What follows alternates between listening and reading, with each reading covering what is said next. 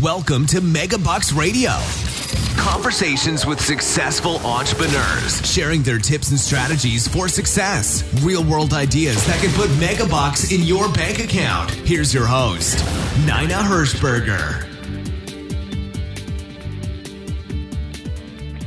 Well, welcome to today's show. I am beyond thrilled to introduce you to an amazing marketer.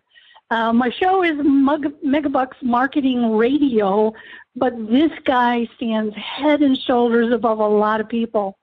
He's calling all the way on the other side of the world. Dom, are you in Australia, right? Not New Zealand? No, I'm in Sunderland. I'm in the UK. Oh, you're in the UK. Oh, well, here I should have asked you that before we even started. But I have heard so much about him. We have a mutual mentor of Dan Kennedy. And so Dom and I have learned all of these marketing things, and he has implemented it. He has the world's leading pet business coaching and marketing business. He's a strategist. He's going to tell a story of how he started in the pet business, his journey of having even a store and going through all sorts of things, and now coming out of it and having such a successful ability to work with lots and lots of people who have best pet businesses. So anyway, Dom, welcome to today's show. Thank you, Nina. I'm absolutely thrilled to be here and speaking to a fellow marketing enthusiast like yourself. Yeah. Okay, so tell us, let's go back in time. How did you become the Pet Biz Wiz? Okay, so way back in 2011, I was working as a sales rep for a tobacco company. And I didn't really want to do it for another 30 years, so I quit that job. And my only passions at the time were, I knew I wanted to work outdoors, and I had a more than a passing interest in dogs because we had recently adopted a dog. So that led me to starting the UK's first dog adventure business, Pack Leader Dog Adventures. And I wanted to do something different from the start. You know, I wanted to do, I didn't just want to take the dog for a walk around the block. I wanted to take him out and allow him to run and play and explore and sniff. And that's what I did. And so I set up this different kind of business. And it was pretty successful, really, from the start. It took me a little while to get going, as it does with a lot of new businesses. But because I was premium, I quickly sort of built a really solid base of clients who, they wanted something extra. They referred all of their affluent dog owning friends. And so I've within the space of about 18 months, I created a really profitable, fun, dream business, really. That was the start of my journey, my introduction into having my first pet business. Okay, so adventure. You're in a dog adventure business, and it was just simply allowing the dogs to kind of go out and do what they wanted to do. You didn't take overnight or do any of that kind of stuff. Yeah, I did add that service in, actually, to our existing clients. We did overnights in our own home. Again, you know all about this, Nina, because we were super premium.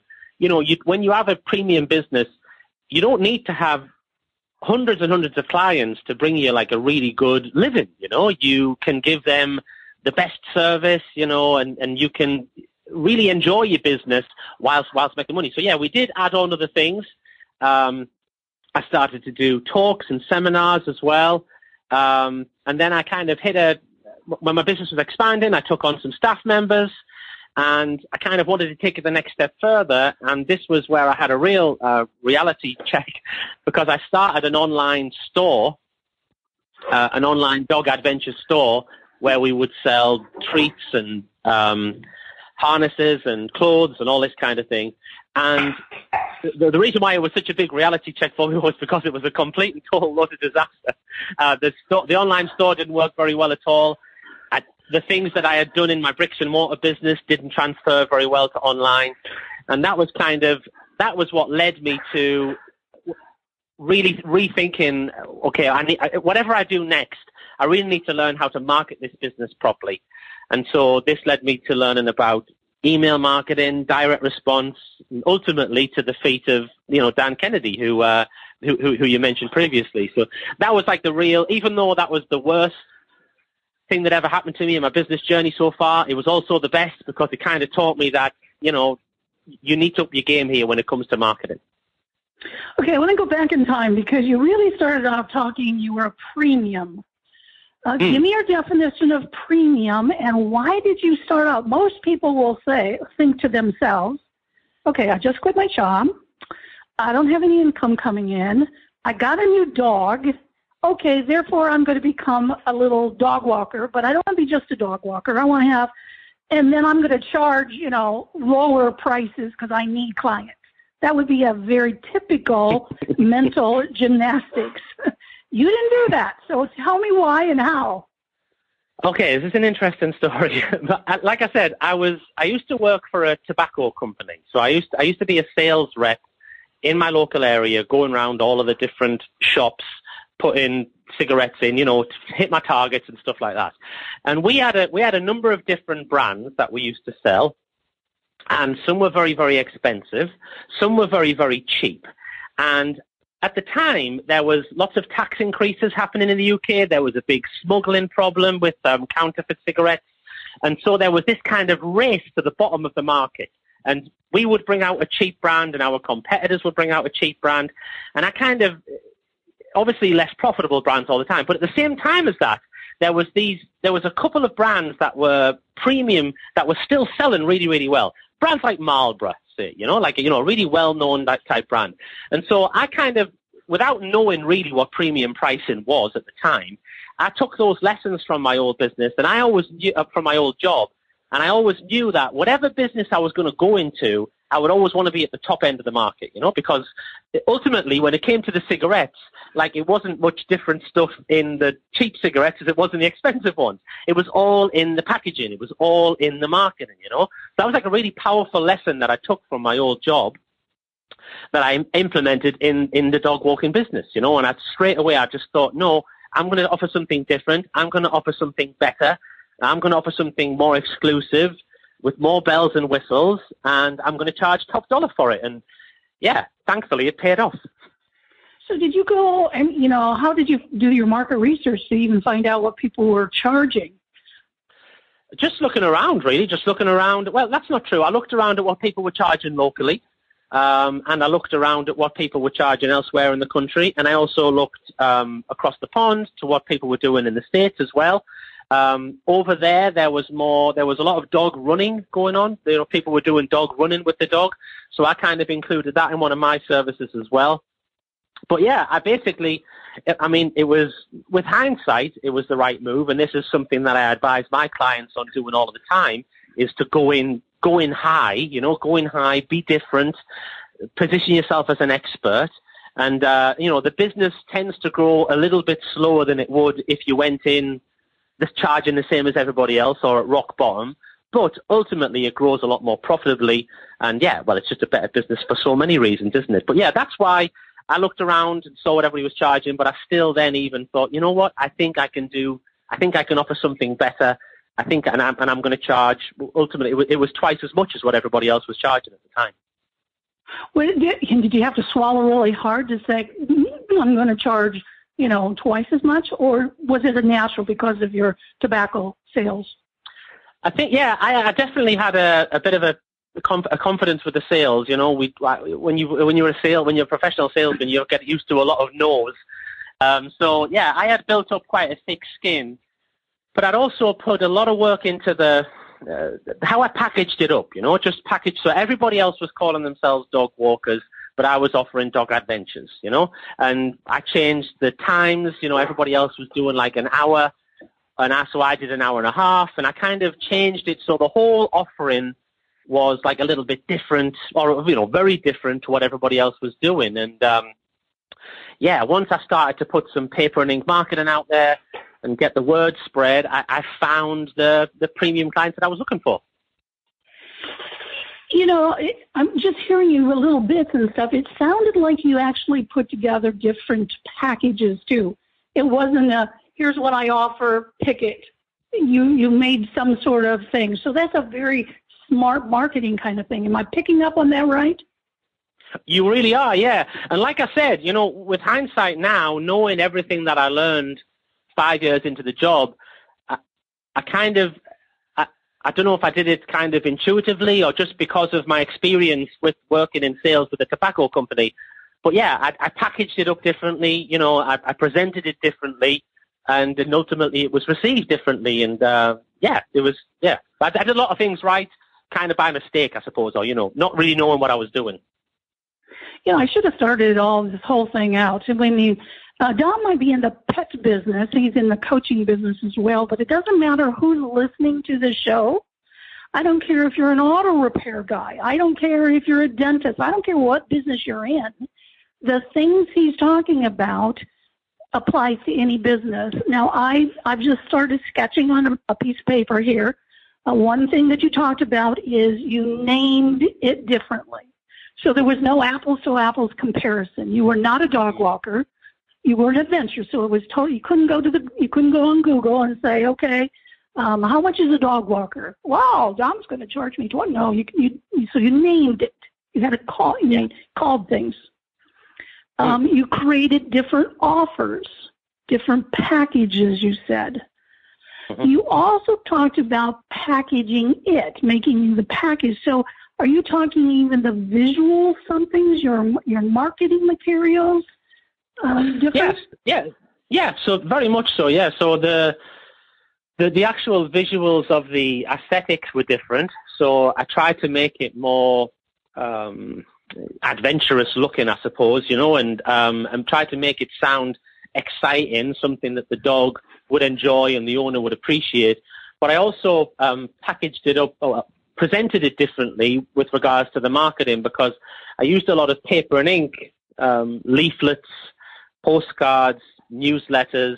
I did social media stuff too, but it wasn't as big then anyway. But yeah, it was very much a combination of, and I went out as well, Nina. I went out with my paper and ink, and I stood in pet shops and gave my leaflets out and talked to people and stroked their dogs and basically sold myself, And this is something that so many people, especially nowadays, we immediately gravitate to online, and we've got to be online. And yeah, it's part of the mix for sure, but nothing beats getting out there, putting yourself in an environment where you're going to come into contact with a bunch of people who could potentially be clients of yours, and talking to them and giving them something to take away and so they can think about it and get in touch. And yeah, that was really what I had kind of a slow couple of months, but once I started to get out there in my community and putting pieces of paper into people's hands, that was what really accelerated it for me. So did you have any problems with those pet owner shops allowing you to talk to people at their shop? No, it was like a mutual, agreement. I just went in and I made nice with them, and I asked permission, and sometimes it would take a couple of visits to go in, and I would have to buy a couple of things. Okay. I'm getting heckled here. I would have to buy a couple of things, to open a relationship. But again, this is something that I recommend to my coaching clients all the time. It's like you get out there. It's just what Dan talks about. Other people's customers. If they're non-competing with you necessarily, people can still buy stuff from a pet shop, and they can still buy a dog walk. One isn't impinging on the other. So yeah, it took a bit of time to build up these relationships, but they can be really fruitful, with local vets, other non-competing pet businesses and stuff. Yeah, it's something I highly recommend people do. Yeah, I mean, when you say local vets, it's almost like a JV, a joint venture. Yeah, yeah. You might recommend. Do you have you vetted people like vets and groomers and all of that, and provide any of that so as that joint venture, in other words, sends them referrals? Yeah, so we would do that as well. Yeah, I could take their cards and I could pass them out to my clients as well. Generally, I normally find I normally find all these relationships, they're worth exploring, because you'll probably find that whoever you're trying to do a joint venture with, they're probably struggling with something in their business as well. And if you go into it with an open mind of like, hey, you do this, I do this, how can we possibly do something together? Then usually you can find a bit of common ground. It doesn't always work out like that, but if you go in with an open mind where we're going to create a win-win situation, then, it's mutually beneficial, isn't it? Yeah, it certainly is. But you also then developed your business on your own terms. It's a lifestyle business. You said, I'm not going to work these hours. I'm going to do this and that. So you became the owner of your own lifestyle, I would say. 100%, yeah, I really did, and that was immensely satisfying when I was maybe 18 months, 2 years into the business, and it was really doing everything that I wanted it to do, and it was really fun, and but I think at the time I was kind of ambitious for more. I was thinking, okay, I've made a success of this. What else can I do? That led me to the online store, which didn't work out so well. So you never had a brick and mortar store, or you did? No, we never had a brick and mortar store. No, we had a brick and mortar dog adventure business, but that just consists of us owning a van anyway. Really, we don't really have a premises. And then, okay. I went straight to an online store model. So you had to inventory product. You had to staff because they had to, ship and deliver or whatever it was you did. Yeah. But again, that didn't work out too well. I think the big sort of, I could go on and talk about the store a lot, but ultimately I think what I did was I had understood. I didn't do a lot of the things that I did well in my first business with the store. I outsourced a lot of help.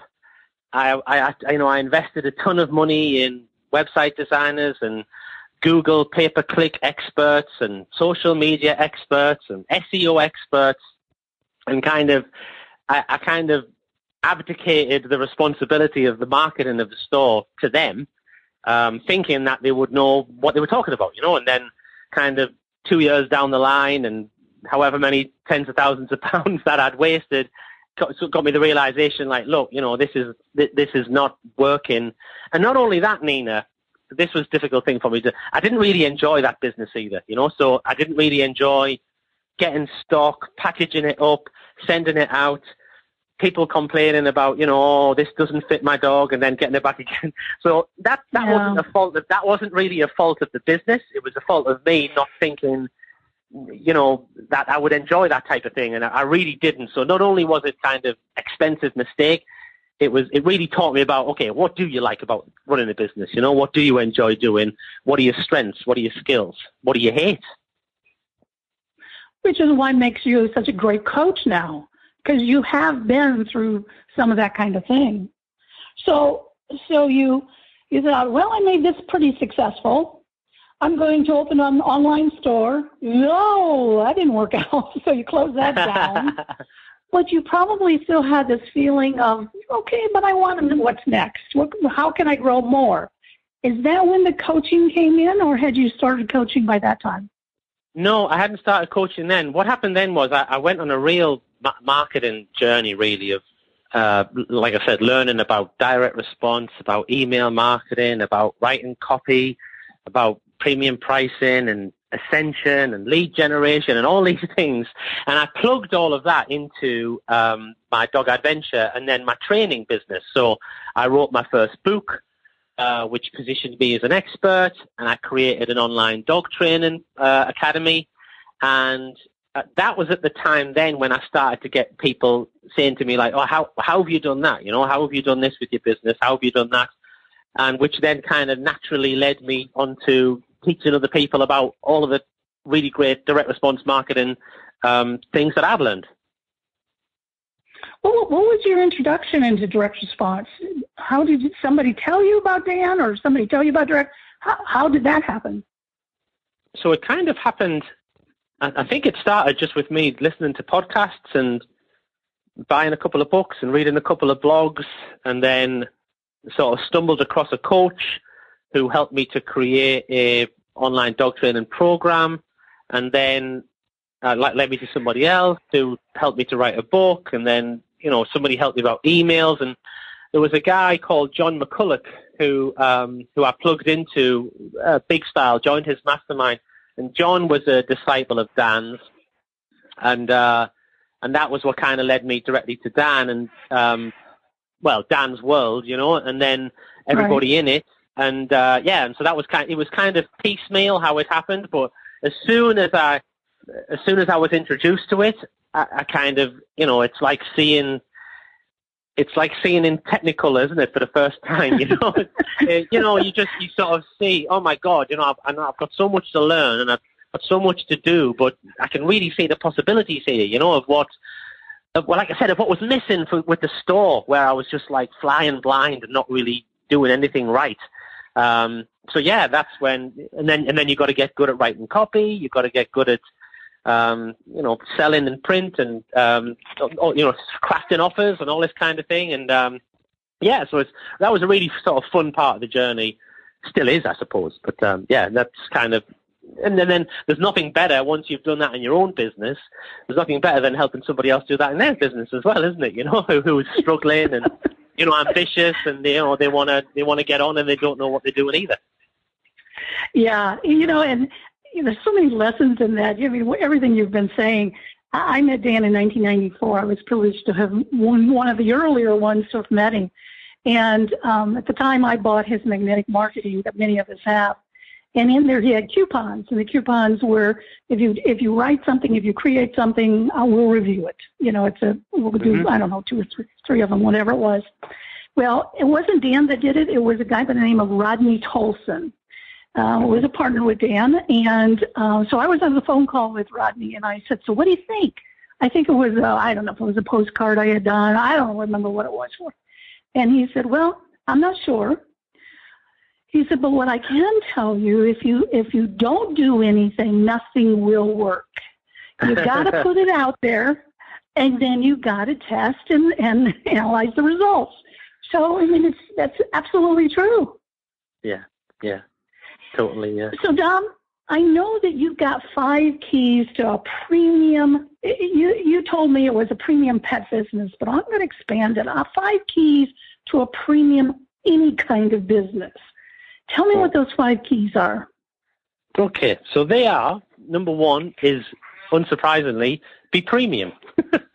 Like I did when I started my business, there's a top and a middle and a bottom provider in every town. And if you look hard enough, there's a luxury and a bargain basement version as well. And just pitch yours at the top, just pitch it near the top or at the top. And you'll find that there's much less competition up there, It's like I said, it's slower to start with. None of your friends or your staff or your family even will kind of go along with your ideas for doing this. But ultimately, we know there's a place because there are expensive restaurants and hairdressers and lawyers and florists in every town. So why shouldn't there be a top price, whatever it is that you offer? In my case, doggy daycare, dog trainer, dog groomer. So yeah, just claim that mantle of being the premium provider, and make it your life's mission to do this. I've done it in my businesses. I've done this with everything since then. Like my books, my courses, my seminars, my in-person stuff, and it's just been the biggest game changer, really, in my entire business journey. Just embracing the idea that you should be premium. Okay. Key number 2. Key number 2 is to be specialized. So most people in most industries, certainly with the pet industry, they try to be generalists. They try to be everything to everybody. So they copy what everybody else is doing on their websites and on their service menus, and they offer every service to everybody, and anybody who's got a dog and they've got a wallet, they'll be a good client for me. And I recommend my guys specialize, niche down. So we have people who are specialist dog trainers. So they don't just train any dog, they only train spaniels. and they don't walk any dog. They only walk small dogs, or they only walk big dogs, or they only walk squashy-faced dogs, you know. And we have people who have premium, specialized doggy daycares, you know. So they specialize in helping people who maybe run their own businesses and stuff as well, you know. So they've got to be more flexible, but people are prepared to pay a higher price because of that, you know. And yeah, when you niche down, it just enables you to laser target your marketing a lot better, and you just, yeah, it's the easiest way to become like kind of an expert, which is point number 3, key number 3. Okay, key number 3. Yeah, key number 3, be the expert. Everybody's business, certainly in the pet industry, if someone's coming to me with a problem in their marketing, it's usually because they don't have enough business. There's too much competition. They're always worried about the competition. One of the most fantastic things about the pet industry is that it's virtually recession-proof. You know, there's people spend more money on their pets and their pets' healthcare and their pets' food than they do on their own. But it's also got a really low barrier to entry. So because you know, anybody can kind of pick up some dog leads and call themselves a dog walker, or go on a short course and call themselves a groomer. It's got a really low barrier to entry. So because of that, there's like a lot of competition, as there is in all industries, I know. And something I recommend people do is, which ties in, helps you to be premium, helps you to be specialized as well, is to be an expert, you know. So be the expert, do expert enhancing marketing activity, do events, you know, stand up and talk about your expertise. Write a book, something I know you talk about a lot. You know, put yourself out there, create some paper and ink marketing, you know, create your own newsletter. You know, after a book, your newsletter, I think, is the best marketing tool you'll ever have, you know, because it instantly makes you look like somebody who is something special, you know. If you're creating your own newsletter, you're going to be seen as an expert. It's fast to do. It demonstrates your expertise. It demonstrates your local connections that you will have with your audience as well. You can put testimonials in there. You can put offers in there. You can give hints and tips and advice to help people, which again is just going to further enhance your expert status. And be the expert. Nobody crawls to the bottom of the mountain to speak to the expert. You know, we want to be positioning ourselves at the top. Okay, let's focus on the newsletter for a minute, because that is so smart. I started this whole thing saying I'd gotten a copy of your newsletter, and I can't remember how many pages. Was it like 12 pages or something? It was long. That's long. So that one is the one for my coaching clients. That's for my coaching clients. But I also have, I'll send you a bunch more stuff. We also have just a 4-page newsletter that we post out. I have a different newsletter that I have for my dog adventure client base, you know. And this is something that I get my guys going with straight away. You know, it's some kind of paper and ink aspect to the business. And the newsletter is such a fun thing to create. You know, it's difficult for people who've never done it before, but it's a 4-page newsletter. You know, it's better than 1,000 Facebook posts. You know, it's like, I always say this about the book. You know, I always say, even if somebody doesn't read your book, if they know that you've written one, it's like a good thing. It's like a really good thing. Similarly with the newsletter, you know, if you give somebody a newsletter, even if they don't even read it, which they should do if it's packed with, you know, infotaining information, but even if just handing them a newsletter, you know, that's got your picture on the front and some, that's expert enhancing. You know, nobody else in your town is going to do that. Yeah, and you're talking not an e-newsletter. You're talking printed in the mail, shipped to them with a live stamp newsletter. 100%, yeah. Or as well, distributed in the pet shops and the vets and all these other complementary pet businesses in your town. That's where the JV aspect comes in. I've done some stuff with my local pet shop where I'll give him like maybe half a page in the newsletter to promote some of his stuff. And then, you know, he'll also then distribute the newsletter for me. So we both, like a win-win. But yeah, live, paper and ink thing. Wow. Yeah, that's brilliant. Okay. So key number 3 was to be the expert. Start with a book. Yeah, and you're right. Let's go back to book because, you know, me, I'm a big proponent of being a book. I think I just counted myself. I have 11 on Amazon now. 7 co-author, and I think the rest were solo author, and the rest were co-author. But tell me, what kind of books are you encouraging your pet business owners to write? So it will usually be a book that will, be a bridge to whatever service it is that they're going to offer. So if they're a trainer, you know, then it wants to be like, well, I've just had a call with one of my clients, actually. She's a spaniel specialist. She was just a general dog trainer before she came into my world. Now she's a spaniel guru. And so she has her lead magnet and her website and her book that she's working on now. This is all written for spaniel owners. You know, it's all written to help people who are struggling with their spaniels.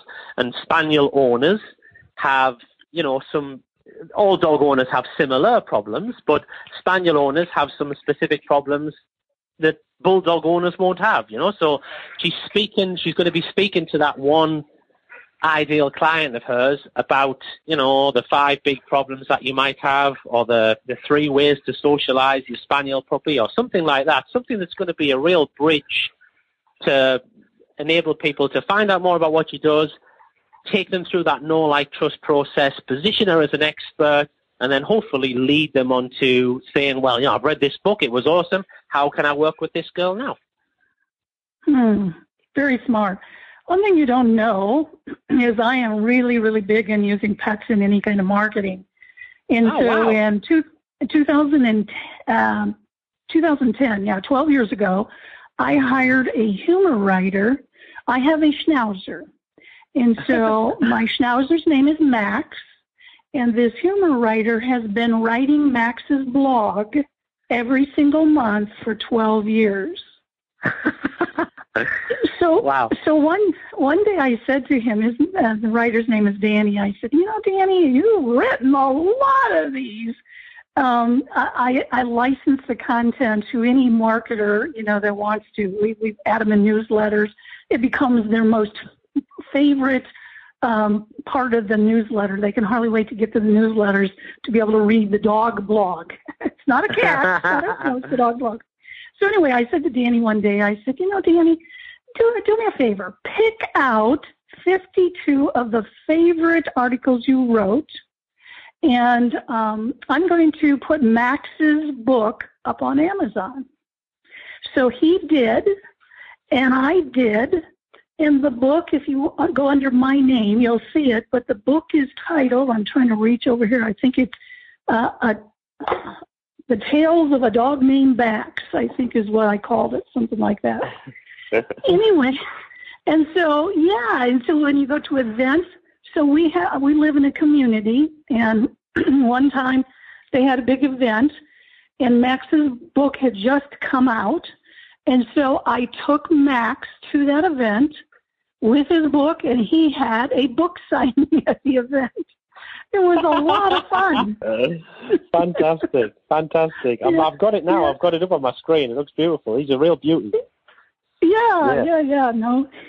So anyway, so Max, and then Max's blog, his article, is in our local magazine, is syndicated in different places around the country, but I do offer it to people who are interested. I didn't know I was going to go down that trail, but anyway, for $20 a month, you can get the copy of Max's blog to add into your marketing.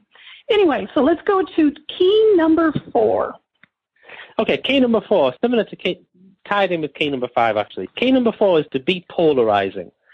So this is something that, again, I was kind of maybe doing a little bit in my own marketing before I knew what it was, but in a similar way to when you're an expert, when you're niche. So if you're a gun dog specialist, then people who have gun dogs will naturally find you and seek you out and want to work with you.